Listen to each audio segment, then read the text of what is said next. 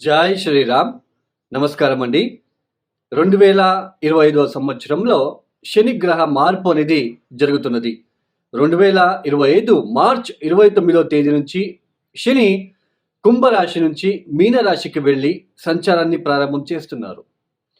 ఈ ఏదైతే శని గ్రహ మార్పు మీనరాశిలో సంచారం జరుగుతున్నదో ఈ 2.5 సంవత్సరాల పాటు ద్వాదశ రాశుల వాళ్ళకి ఎలాంటి ఫలితాలు రాబోతున్నాయో తెలుసుకుందాం.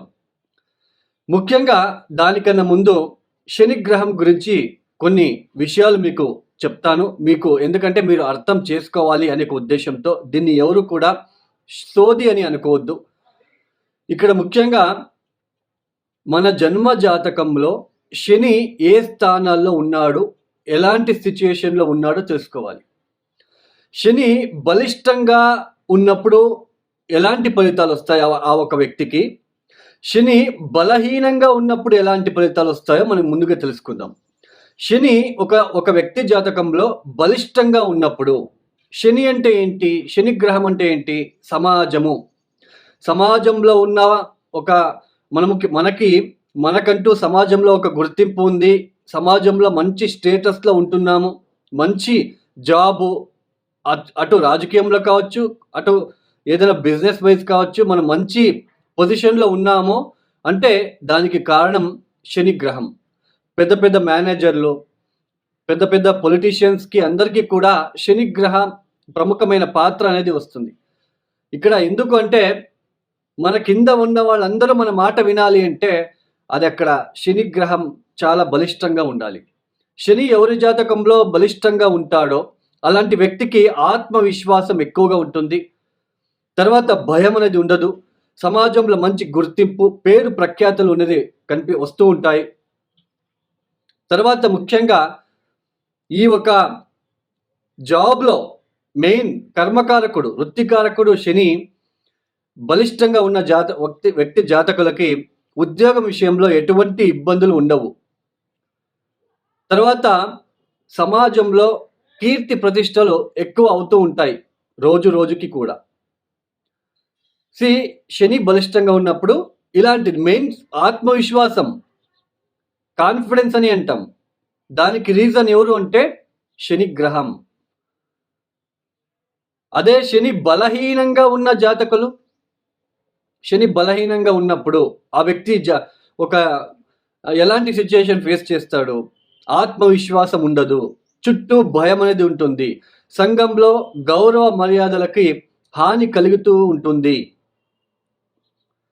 తర్వాత వృత్తి వ్యాపారంలో అభివృద్ధి లేకపోవడము, ఏ చిన్న వృత్తి చేసుకుంటూ లైఫ్ని లీడ్ చేయవలసిన ప్రమేయము, సరైన ఉద్యోగ అవకాశం లేకుండా ఉండడము, ఇలాంటివన్నీ కూడా శని బలహీనంగా ఉన్నప్పుడు జరుగుతాయి.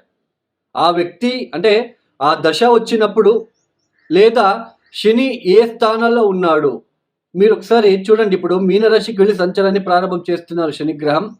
మీనరాశిలో అష్టకవర్గ బిందువులు ఎన్ని ఇచ్చారో చూసుకోవాలి. అష్టకవర్గ బిందువులు చాలా ఇంపార్టెంట్.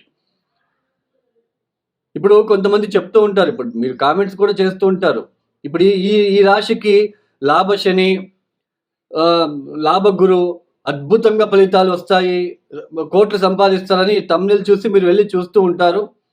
బట్ అక్కడ మీరు కింద రాస్తూ ఉంటారు మీరు చెప్పినట్లు జరగట్లేదని. ఎందుకు? గోచారం వేరు, జన్మజాతకం వేరు. ఎలా మ్యాచ్ చేసుకోవాలి గోచారానికి, జాతకానికి? ఇప్పుడు మీకు ఒక ఎగ్జాంపుల్ ఇస్తాను. ఇప్పుడు మీకు తెలుసు ఆల్రెడీ ఏలనాటి శని, అర్ధాష్టమ శని, పంచమ శని, అష్టమ శని అని ఈ ఒక జన్మరాశి నుంచి, అంటే చంద్రుడు ఏ రాశిలో ఉంటాడో అది మనకి జన్మరాశి. ఆ జన్మరాశి నుంచి వ్యయస్థానానికి వచ్చినప్పుడు మనకి ఏళ్ళనాటి శని ప్రారంభం. ఏళ్ళనాటి శని అంటే 7.5 సంవత్సరాల పాటు ఉంటుంది. ఇక్కడ వ్యయస్థానంలో 2.5 సంవత్సరాలు, జన్మరాశికి వచ్చినప్పుడు 2.5 సంవత్సరాలు, ద్వితీయానికి జన్మరాశి నుంచి నెక్స్ట్ హౌస్ ద్వితీయానికి వచ్చినప్పుడు 2.5 సంవత్సరాలు, ఇలా 7.5 సంవత్సరాలు. అర్ధాష్టమ శని అంటే జన్మరాశి నుంచి చతుర్థ భావానికి శని సంచారం చేసేటప్పుడు దాన్ని అర్ధాష్టమ శని అంటాం. పంచమ శని చంద్రుడున్న రాశి నుంచి పంచమ స్థానానికి వచ్చినప్పుడు దాన్ని పంచమ శని అంటాం. ఇలాంటి ఒక సిచ్యుయేషన్ ఉన్నప్పుడు ఇప్పుడు మీకు మీనరాశికి వెళ్ళి శని సంచారం ప్రారంభం చేస్తున్నారు. మీ జాతకంలో మీనరాశిలో శని ఎన్ని అష్టకవర్గ బిందులు ఇచ్చారో చూసుకోవాలి.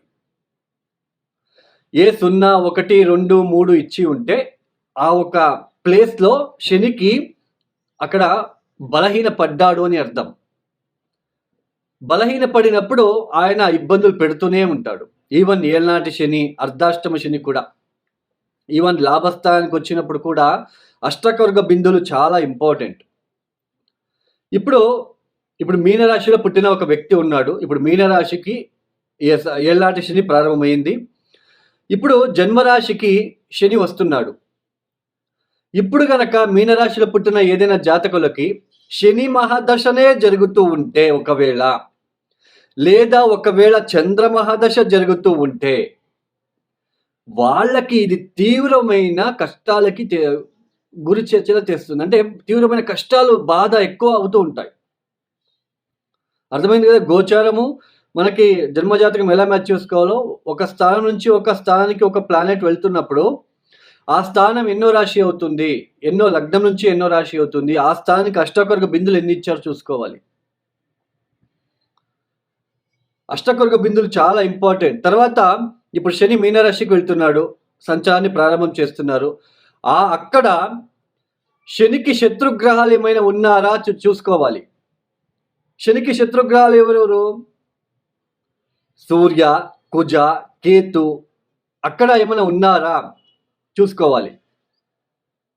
ఏళ్నాటి శని, అర్ధాష్టమ శని, పంచమ శని జరిగేటప్పుడు ఒక ఇంటికి వచ్చినప్పుడు ఒకలాగా ఫలితాలు. పంచమ శని అంటే పంచమానికి వచ్చినప్పుడు దాన్ని పంచమ శని అంటాం. సామాన్యంగా కర్మకారకుడు పంచమానికి వచ్చినప్పుడు బుద్ధిశక్తి, ఆలోచన విధానం. పంచమ స్థానం అంటే ఏంటి? బుద్ధిశక్తి, ఆలోచన విధానము, సంతానము, మన అభిరుచి. అలాంటి స్థానానికి వచ్చినప్పుడు ఎలాంటి మనకి ఆలోచన ఇస్తాడు శనిదేవుడు అంటే, కష్టపడి పని చేయడం ఎందుకు? షార్ట్ కట్లో వెళ్ళిపోదాం, జూజాడము, బెట్టింగ్లు, ఇన్వెస్ట్మెంట్ చేసి డబ్బులు నష్టపోవడం లాంటిది. అక్కడ అలాంటి సిచ్యుయేషన్ ఏర్పడుతుంది. ఒక ఇంటికి వచ్చినప్పుడు ఒక లాగా ఫలితాలు అనేది వస్తూ ఉంటాయి. అన్నీ కూడా ఒకేలాగా ఉండవు. ఈ సమయంలో కూడా పరిహారాలు చాలా ఇంపార్టెంట్ అండి. జంప్ స్టోన్ వేసుకోవడము, నీలమణి జంప్ స్టోన్ వేసుకోగానే పంచమ శని, అర్ధాష్టమ శని ఇబ్బందులు తగ్గుతాయి అని నమ్మడము. తర్వాత నల్ల బట్టలు వేసుకోండి అని చెప్తూ ఉంటారు కొంతమంది. శని ఇబ్బంది పెట్టడానికి వచ్చినప్పుడు ఆయన వస్తువులు ఎందుకు వేసుకోవాలి అండి? అందులోన జంప్ స్టోన్ అంటే అంత మంచి ఫలితాలు వస్తాయి అని మాత్రం అనుకోవద్దు. ఒక జంప్ స్టోన్ ధరించగానే మనకి అంతా కర్మ నుంచి బయటపడతాము. This is fake sentence. Jump stone వేసుకోగానే మనకి ఉద్యోగాలు వస్తాయి, ఫేక్. మనకి ఇదే ఎందుకంటే మనము అత్యాశ ఎక్కువైపోయింది. మనలో అత్యాశ ఎక్కువైపోయి తొందరగా కర్మ నుంచి బయటపడాలి, లేదా తొందరగా నేను శ్రీమంతుడైపోవాలి అని అక్కడ నష్టపోతూ ఉన్నారు ప్రజలు. జంప్ స్టోన్ వేసుకోగానే అన్నీ అయిపోతాయి, మంచి ఫలితాలు వచ్చేస్తాయి. This is wrong sentence. ఎప్పుడు గుర్తుపెట్టుకోండి. మన కర్మానుసారంగా మనకి ఏదైనా దశాభుక్తి జరుగుతున్నప్పుడు మనమే కష్టపడి వేల కొద్ది చిన్న పరిహారాలు ఉన్నాయండి. వాటిని చేసుకుంటూ వెళ్ళాలి. అప్పుడే దాని నుంచి బయటపడతాం. సరే, ద్వాదశ రాశుల వాళ్ళకి ఎలా ఉంటుంది, ఎలాంటి ఫలితాలు వస్తాయో మనము ఒక్కొక్కటే ఇండివిజువల్గా తెలుసుకుంటూ వెళ్దాం. ఇక తదుపరి రాశి మిథున రాశి. ఈ మిథున రాశి వాళ్ళకి ఈ 2025 మార్చ్ 29వ తేదీ మారబోతున్న శని వలన ఎలాంటి ఫలితాలు రాబోతున్నాయో చూద్దాం.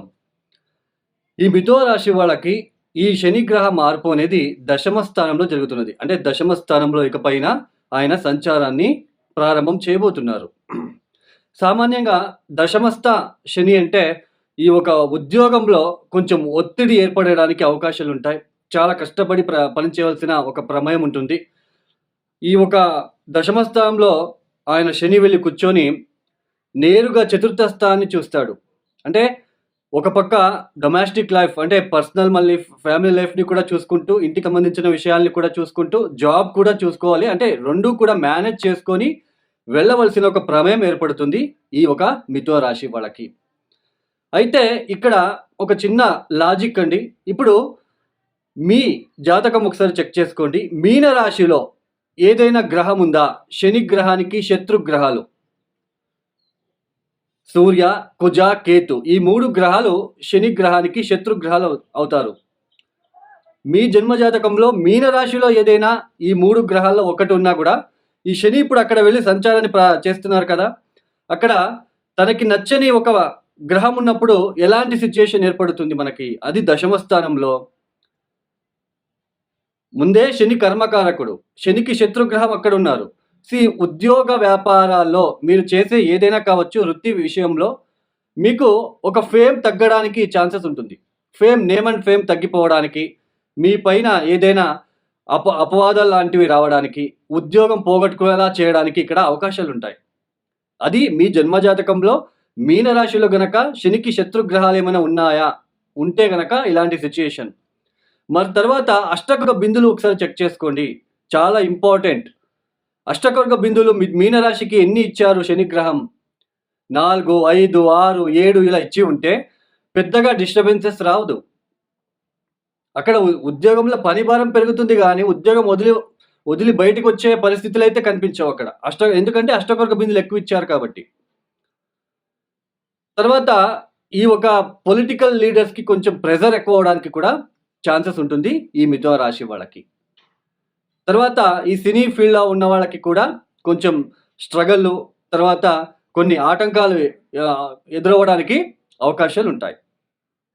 అంటే మొత్తానికి దశమ స్థానంలో మిథున రాశి నుంచి దశమ స్థానంలో సంచారం చేస్తున్నాడు కాబట్టి ఆ రాశిలో ఏదైనా శనికి శత్రుగ్రహాలు ఏమైనా ఉన్నారో చూసుకోవాలి.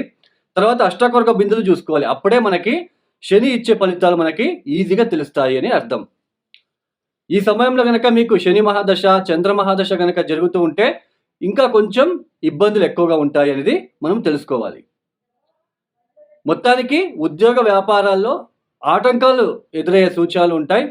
అవి ఎదురైనా కూడా, ఆటంకాలు వచ్చినా కూడా వాటి నుంచి మనం సక్సెస్ అవుతామా లేదా అని ఎలా తెలుసుకుంటాం? అష్టకర్గ బిందువులు, దశా పీరియడ్.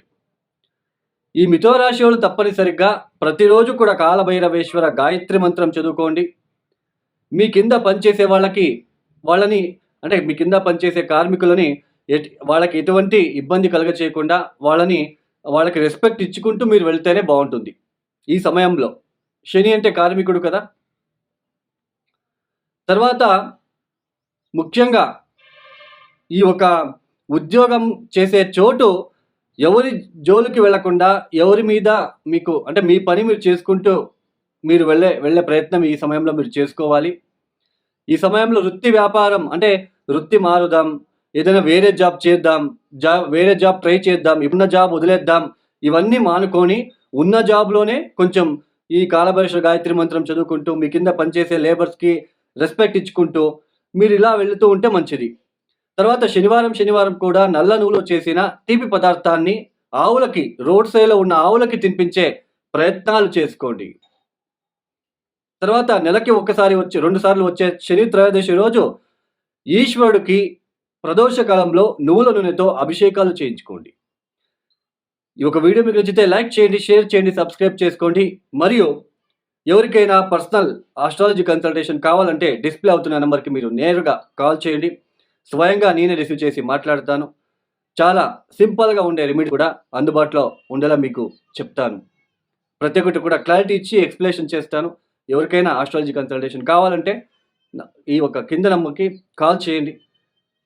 ఈ ఒక వీడియోని క్లోజ్ చేస్తున్నాను. ధన్యవాదములు. సర్వే జనో సుఖినో భవంతు. జై శ్రీరామ్.